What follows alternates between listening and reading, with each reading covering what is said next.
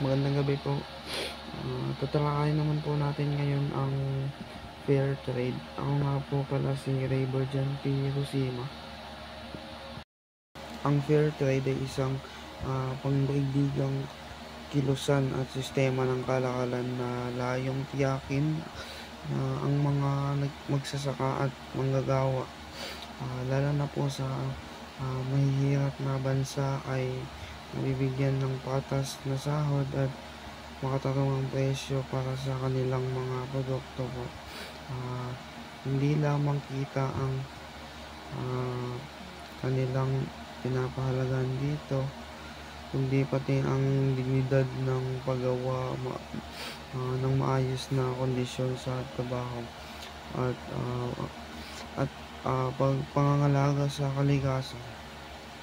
At sa lalim ng fair trade, ang maliit na producer ay hindi naaapi o nalulugi dahil ng merkado. Sa halip, nabibigyan po sila ng pagkakataon na umunlad at mailahok sa pandaigdigang ekonomiya at ng may katarungan. Isa rin itong paraan upang malabanan nila ang kahirapan dahil sa binibigyan nito ng mas magandang kabuhayan ang mga nasa laylayan.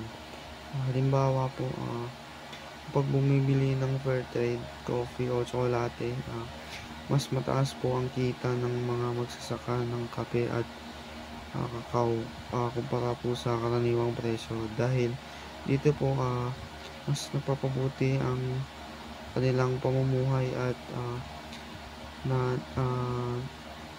naiiwasan ang pagsasamantala ng malaking kumpanya.